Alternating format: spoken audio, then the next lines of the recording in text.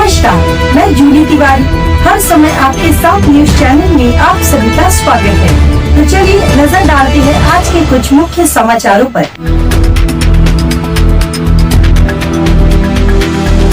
उल्लासनगर महापालिका में महायुति का भगवा झंडा फहरा।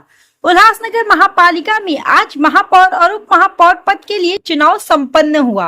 इस दौरान शिंदे गुट की टीम ओमी कलानी के महापौर पद के उम्मीदवार अश्विनी निकम को बिना किसी विरोध के महापौर चुना गया। वहीं भारतीय जनता पार्टी के अमर लुंड को उप महापौर के रूप में चयनित किया गया। महायुति का सवा वर्ष का फॉर्मूला इस बार भी महापौर और उप महापौर पदों में लागू हुआ। नवनिर्वाचित महापौर अश्विनी निकम ने कहा कि उनकी प्राथमिकता विकास के कामों को गति देना और रखे गए अधूरे कामों को पूर्ण करना होगी। इसके साथ ही उन्होंने महिलाओं के लिए सक्षम और प्रभावशाली काम करने का आश्वासन दिया। इस अवसर पर महापौर पद के लिए श्रेय खासदार श्रीकांत शिंदे को दिया गया। भाजपा के राजेश वदारिया और शिवसेना की राजेंद्र चौधरी ने भी इस चुनाव के परिणाम पर प्रतिक्रिया व्यक्त की और नवनिर्वाचित महापौर तथा उप महापौर को बधाई दी।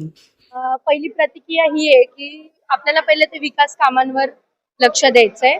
जी पण आपली कामं रखडलेली आहेत ती पहिली करायची आहेत। रस्ते, विकास, आरोग्य खातं आणि महिलांसाठी मी तर सक्षम पहिले तर महिलांसाठी कामं करणार आहे।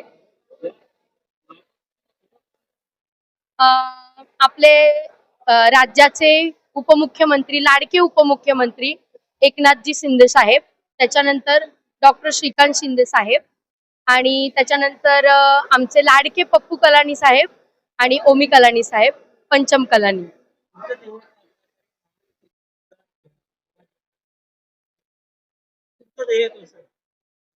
आपण विकास करणार आहोत। जी कामं आतापर्यंत रखडली ती कामं पूर्ण करायची आहेत आणि तुम्ही हळूहळू पाहालच जेवढा पण कालावधी मिळणार आहे त्याच्यामध्ये उल्हासनगर पूर्ण चेंज झालेला असेल, हा माझा आत्मविश्वास है। श्री नरेंद्र भाई मोदी जी की एनडीए की सरकार में शिवसेना एक घटक दल है। यहाँ महाराष्ट्र में मुख्यमंत्री श्री देवेंद्र फडणवीस जी की जो सरकार है उसमें एनडीए के घटक दल शिवसेना के उप मुख्यमंत्री श्री एकनाथ शिंदे जी साथ में हैं। यहाँ हमने अलग अलग चुनाव लड़ा था, लेकिन क्योंकि भारतीय जनता पार्टी को 37 सीट मिली, जो कि 3 सीटें कम है मेजॉरिटी से, तो हमारे वरिष्ठों ने ऊपर बैठ के ये फैसला किया कि यहाँ भी उल्लासनगर में महापौर शिवसेना का और उप महापौर जो है वो भारतीय जनता पार्टी का बनेगा, जिसके कारण आज महापौर अश्विनी निकम चुनी गई है और उप महापौर श्री अमर गोविंद राम लुंड उप महापौर चुने गए हैं। इसके साथ में उल्लासनगर के जो विकास की एक नई गाथा हम लोग मिलकर लिखेंगे।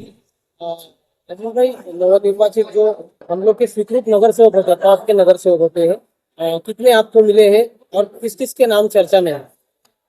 नाम तो बहुत चर्चा में है। मुझे जो जानकारी है तो टोटल 8 मनोनीत नगर सेवक होंगे, जिसमें से 4 शिवसेना को मिलेंगे, 4 भारतीय जनता पार्टी को मिलेंगे। ओके।